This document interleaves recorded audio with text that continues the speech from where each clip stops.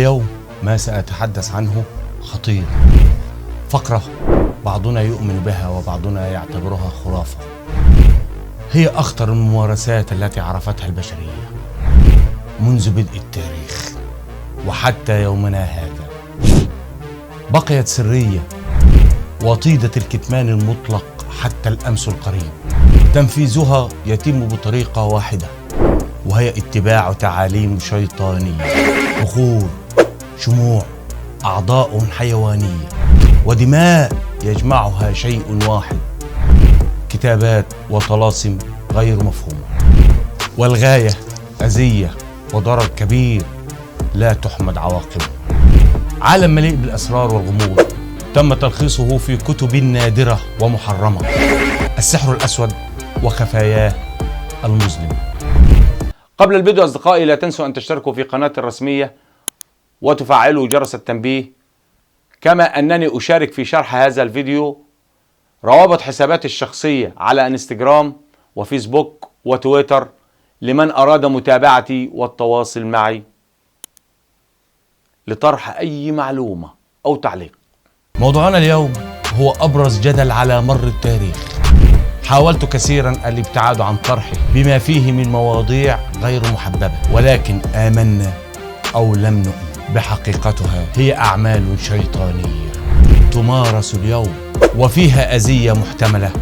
لذا وتلبية لرغباتكم كما وجب البحث أولا. وقبل أن نبدأ، يقول المستشرق الفرنسي جوستاف لوبور: لقد أخذ بعض علماء الغرب ينصفون محمدا، مع أن التعصب الديني أعمى بصائر مؤرخين كثيرين عن الاعتراف بفضله. من العلماء المنصفين مواطن لوبور الفيلسوف الفرنسي الأشهر جون جاك، الذي قال: لم يرى العالم حتى اليوم رجل استطاع أن يحول العقول والقلوب من عبادة الأصنام إلى عبادة الإله الواحد الأحد إلا محمدا صلوا عليه. وأضاف: لقد اختارته السماء بعناية كي يحمل الرسالة. المستشرق الإيطالي ميخائيل يقول: وحسب محمد ثناء عليه أنه لم يساوم لحظة واحدة في رسالته، عقيدة راسخة وثبات لا يقاس بنظير. ويروي الكاتب البريطاني جورج: لما قرأت دين محمدا أحسست أنه دين عظيم، وأعتقد أنه سيسود العالم ذات يوم قريب مقبل إذا ما وجد الفرصة لانتصاره ليتعرف العالم عليه بلا تعصب. الآن نرجع إلى موضوع الحلقة. السحر الأسود. إن كنتم تعتقدون أن السحر هو ممارسة حديثة العهد، فهذه الحلقة ستثبت لكم العكس. قد عرفت البشرية هذه الممارسات منذ آلاف السنين، لذا استعدوا سأخبركم هذه الحقيقة. قصص وروايات لم تسمع بها من قبل، ولكنني أشدد على أنني أطرح الموضوع من باب المعرفة لا التبني، ولا من باب التأكيد على صحته، بل العكس. سأضع التفاصيل التاريخية بأسرها بين أيديكم لنتعرف سويا مدى خطورة هذه الممارسات والضرر الكبير التي قد تلحقه بالنفوس. في هذه الحلقة سأتحدث عن تاريخ السحر وأنواعه وأساليبه وأبرز القصص والشخصيات المتعلقة بهذه الممارسة القديمة، كتب السحر الشهيرة ومضمونها المريب. كثيرا ما نسمع أن سبب فشلنا أو بطالتنا أو طلاقنا أو تأخر زواجنا وحتى مرضنا أو تأخر الإنجاب يعود إلى ممارسات شريرة تندرج تحت خانة السحر والشعوذة.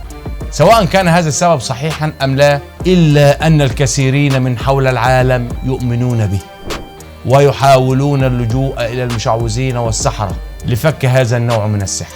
نعم، قبل التطرق إليها دعوني آخذكم في رحلة حول تاريخ السحر.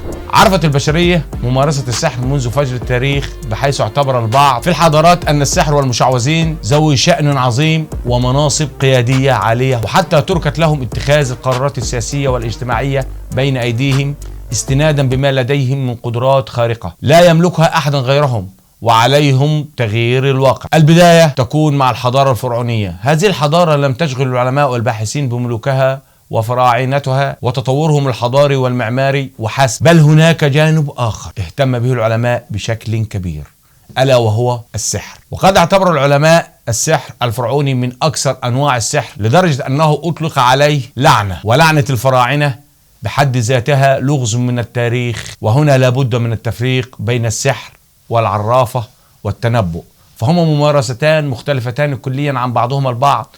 فالعرافة تعني أن يمتلك صاحبها قدرة على معرفة الغيب، أما السحر فهو أن يؤثر من يمارسه على الواقع ويغيره أو يلحق به ضررا. وصف العلماء والباحثين السحر الذي كان يمارس في الحضارة الفرعونية بالسحر الدفاعي الذي يهدف إلى طرد الأرواح الشريرة وحماية الفرعون ومياءاته وممتلكاته بعد الموت ليتمكنوا من إتمام رحلتهم في العالم الآخر والتي تهدف إلى حماية العالم على هذه الأرض. بحسب علماء الآثار، وفي هذا السياق قال عالم الآثار المصري زاهي حواس أنه كثيرا ما نرى على جدران المقابر نصوصا وجمل تهدف إلى حماية القبر وصاحبه وترهيب كل من يحاول إعاسة الفساد والخراب في القبر، بحيث تشير بعض النصوص إلى أن فرس النهر سوف يلتهم عظام من يحاول تخريب قبري، أو التمساح الأسود والأسد سيأكلان لحمكم، أو سيجري سم الأفعى في عروقكم. سنتذكر هذا المثال الأشهر على تلك النقوش، وهو الجملة المنقوشة على مقبرة الفرعون توت عنخ آمون، والتي تقول: سيضرب الموت بجناحيه السامة كل من يعكر صفو الملك. وبحسب البعض هذا حصل فعلا، فقد كانت نهاية مكتشف القبر هوارد كارتر وممول الرحلة الاستكشافية وأقاربهم مأساوية، وكأن السحر الأسود تحقق عليهم. أتذكرون هذه الحوادث أليس كذلك؟ السحر الفرعوني لم يلقى على المقابر وحسب، بل كان على الفرعون، وبحسب العديد من الطلاسم التي نراها منقوشة أيضا على القبر ليمر عبر بوابات العالم الآخر وينجو بنفسه من الثعابين وكل المخلوقات المفترسة التي تعترض طريقه. ليس هذا فحسب، فقد ذكر زاهي حواس أن الفراعنة لا سيما كهنتهم كما يطلق عليهم كانوا يمارسون السحر على الأحياء، وذلك للانتقام في أغلب الأحيان. وقد طرح في كتابه مثالا على ذلك يعتمد فيه على ما جاء في أحد أوراق البردي المصرية التي تقول أن كاهنا فوجئ بخيانة زوجته له، فانتظر إلى أن نزل الشاب الخائن إلى المياه ليغتسل، وقام الكاهن بوضع تمساح صغير من الشمع في الماء، فقام بتحويله عن طريق السحر إلى تمساح ضخم افترس الشاب مرعب. لا أحد يعلم ما هي الحقائق، مع أن هذه القصة هي واحدة من العديد من القصص التي تم تداولها حول الحضارة الفرعونية وممارسة السحر. وهنا لابد لنا من القول أنه صحيح أن الحضارة الفرعونية عرفت السحر وممارساته، إلى أن الانتشار الحقيقي لمفهوم السحر كان في الحضارة البابلية، وأنا أختلف مع هذا الرأي قليلا، لأن القرآن وصف سحر وسحرة فرعون بأنه سحر عظيم، فقال جل وعلا: وجاءوا بسحر عظيم.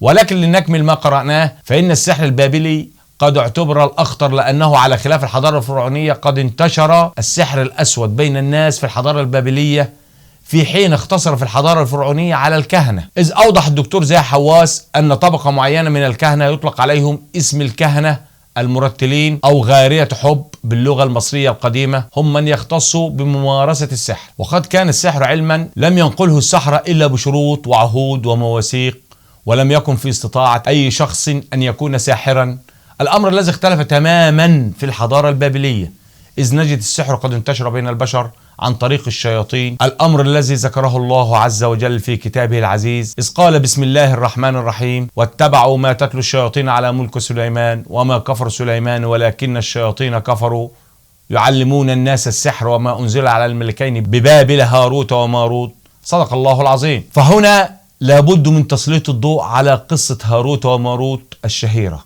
التي تتعلق بالحضارة البابلية والسحر. تعددت الآراء حول من هم هاروت وماروت، وهناك من يقول أنهم ملكان، في حين يقول البعض الآخر أنهم شيطانان. وهنا نعود إلى الآية القرآنية من سورة البقرة التي ذكرناها، حيث يقول الله عز وجل: وما أنزل على الملكين. وبحسب التفسيرات فهاروت وماروت من الملائكة لا من البشر، وهم مرسلان من الله لتعلم الناس شيئا يقيهم من الشر المنتشر في الحضارة البابلية. ويعتبر الساحر الأبرز هو الملك النمرود الذي ارتبط اسمه ببناء برج بابل الأسطوري، وقد ذكرناه في حلقة النمرود، أتذكرونها؟ وكان النمرود يسخر الجن والشياطين لخدمته، إلى أنه في النهاية لقى حتفه بطريقة مأساوية، وقد مات بسبب بعوضة دخلت من أنفه واستقرت فيه لأيام كثيرة، فلم ينفعه لا جن ولا شياطين. سبحان الله، أصغر مخلوقات الله قتلت أعتى مخلوقات الله، ولا حول ولا قوة إلا بالله. إذ هذه نظرية سريعة على تاريخ السحر التي تعود ممارسته إلى الحضارة الفرعونية والبابلية، وعلى الرغم من كل التقدم الذي نشهده في يومنا هذا، ما زال السحر يستهوي الكثيرين، فمنهم من يحاول التمرس به وامتهانه، ومنهم من يلجأ إلى المتخصصين فيه للحصول على غاية ما. والملفت أن هناك كتبا تتناول السحر وفنونه وأسراره وممارساته، سنتحدث عنها بشكل مفصل في سياق الحلقة. ولكن أولا، ما هي أنواع السحر؟ بحسب ممارسة السحر هناك 3 أنواع: السحر الأبيض وهو الذي يستخدم في أعمال الخير، السحر الأسود وهو الأخطر الذي يستخدم لإحداث أذى أو ضرر ولأي غايات شريرة، أما النوع الثالث فهو السحر الأحمر الذي يعتبر السحر الأوسط بين الأبيض والأسود، والذي يستخدم لحل المشكلات. وعلى الرغم من انتشار هذا الصنف بين الناس إلا أن الكثيرين يرفضونه ويعتبرون أن السحر نوعا واحد فقط وهو ضار لا محالة، وبالتالي يعتبرونه أن السحر هو أسود فقط. ممارسين السحر يتبعون طرقا معينة لتحقيق مبتغاهم ورغبة من يلجأ إليهم، بحيث نجدهم يقولون كلمات وجمل غير مفهومة في كثير من الأحيان، وذلك لاستحضار القوة الشريرة لتساعدهم على إتمام السحر، كما يؤدون العديد من الحركات الجسدية ولا سيما بأيديهم بإكمال مرحلة إعداد السحر. هذا إلى جانب استخدام الشموع والبخور والأضواء. بالمقابل قد نجدهم يستخدمون بعض المواد الملموسة مثل الشعر سواء البشري أو الحيواني، إلى جانب بعض الأعضاء الحيوانية كالأسنان والعيون أو اللسان وغيرها، بالإضافة إلى بعض الأعشاب والأحجار والدمى والدبابيس، والأخطر الدماء. حقا مرعب. قد نجد أن ممارسة السحر تقتصر على إلقاء تعويذة أو قراءة الطلاسم غير مفهومة، أو قد يتم تحضير مادة ملموسة لإلقاء السحر على وجه الشخص وخصوصا الشخص المستهدف. أمر مرعب. النقطة البارزة هنا أنه بات للسحر قواعد وأسس، والدليل الكتب التي تناولت السحر وفسرته ونظمت قوانينه وكيفية ممارسته. ومن أشهر هذه الكتب كتابين في عالم السحر في عصرنا الحديث ويعتبران محرمين هنا. أولا شمس المعارف، ولكن ما لا تعلمونه أنها ليس أول كتب تتناول السحر، فالكتب الأقدم في هذا المجال هما التلمود والكبالة. ويشير الدكتور عود عبد الله وهو من أصول فلسطينية، يقول في كتابه التلمود وأثره في صياغة الشخصية اليهودية: كتاب التلمود هو أول كتاب سحر، حيث أن الكتاب يذكر في التاريخ أن علماء التلمود قادرين على خلق رجل بعد قتل رجل آخر، وتحويل الخضار والفاكهة إلى حيوانات، وتحويل الماء إلى عقارب، والأخطر تحويل البشر إلى حيوانات. أمر مرعب وغير مصدق. تعني كلمة تلمود الدراسة أو التعليم، ويعتبر الكتاب من أهم الكتب الدينية عند اليهود، بحيث يعتبرانه الكتاب الذي يضم التعاليم اليهودية الشفهية. وقد بقت التعليم المنصوصة في التلمود مجهولة لسنوات عديدة. أما كتاب الكبالة فتعود اسمه إلى قصة الحاكم شمعون الشهيرة التي وقعت في فترة الإمبراطورية الرومانية بالنصوص اليهودية، بحيث تشكل أفكار الحاخام إلى بروز فكرة الكبالة فيما بعد ولأول مرة في التاريخ. استقول القصة أن الحاكم تمكن من الهرب من الرومان والذين كانوا يريدون إعدامه، وبقي متخفيا عنهم في كهف مدة 13 سنة، وخلال مكوسه في كهفه كان يجري تأملاته في الله وفي الكون مسترشدا بالنصوص اليهودية. فنجد في الكبالة طقوس السحر ووسائل الاتصال بالشياطين والأرواح الشريرة وأرواح الموتى وكيفية تسخيرها وحتى تقمصها. ينسب بعض العلماء تسمية الكبالة إلى اللغة الإيرامية، بحيث تعني الكلمة القبول والتلقي، كإشارة إلى تلقي روايات شفهية وعلوم كما حدث في التلمود. فبحسب التلمود تلقى موسى عليه السلام تعاليم الله الشفهية، أن كتاب الكبالة من الكتب البالغة السرية، ولم يكون العلماء على علم بمحتواها إلا قبل سنوات عدة بعد أن تم رفع الحظر عن اكتشاف محتواه ودراسته. والآن لنتحدث قليلا عن الكتب التي اشتهرت في العصر الحديث، البداية من كتاب شمس المعارف الكبرى. وهنا ولا بد من التنويه بأن هذا الكتاب ممنوع في الدول الإسلامية وقراءته محرمة شرعا، فالكتاب من تأليف أحمد بن علي البوني، وهو الذي عاش أواخر القرن الثاني عشر، وهو يتناول بشكل أساسي كيفية تحضير الجن. والجدير بالذكر هذا الكتاب اختفى لفترة ثم أعيد طباعته في مكتبة في بيروت لأول مرة حديثا في عام 1985، ويقال تم تحريفه والتلاعب بمحتواه. وأما الهدف من تناوله هو واضح، لذا قام العالم الإسلامي بتحريمه. أما كتابه فهو من تأليف الشاعر عبد الله الحزرج الذي كان يعرف باسم العربي المجنون، وبحسب كاتب الروايات الرعب الأمريكية هوارد فان اسم الكتاب يعني الأصوات التي تصدر ليلا من الحشرات والتي كان يعتقد أنها أصوات الجن والشياطين. الكتاب عبارة عن كتاب تاريخ أكثر من أن يكون كتاب سحر، حيث يتحدث عن الحضارة والكائنات القديمة وكيفية الاتصال بهم واستحضارهم. ويعتقد الكاتب أن هناك أجناس أخرى سكنت الأرض قبل الإنسان، وأن المعرفة البشرية انتقلت للبشر من أجناس تعيش خارج هذه الأرض ومن وراء هذا العالم، وظن بأنه اتصل بالكائنات القديمة عن طريق السحر، وحذر من أنهم قادمون لاسترجاع كوكب الأرض من البشر. كما ادعى أن الكائنات القديمة تعيش فيما وراء هذا العالم، وأنها تريد الاتصال بالأرض بأي طريقة ممكنة للوصول إليها والسيطرة عليها، وأن منهم من تمكنوا من تقمص شكل الإنسان والعيش بين بني البشر ويتزوجوا منهم ليتكاثر نسلهم على هذه الأرض. ونرى أن هذا الكلام مرعب وغير معقول وغير مصدق. ترجم هذا العزيز إلى لغات عدة وقد تم حرق العديد منها. أما النسخة المكتوبة باللغة العربية فيقال أنها اختفت تماما من الوجود، يقول أنها ظهرت في القرن العشرين في سان فرانسيسكو، إلا أنها أحرقت فيما بعد، لا أحد يعلم. على الرغم من كل هذه التفاصيل والمعلومات فإن عالم السحر ما زال غامضا ويسير الفضول أكثر مما تعتقدون، فهو حقا أمر مرعب. فهذه الأمور تشبه أفلام الرعب، ويبقى العلم عند الله تعالى.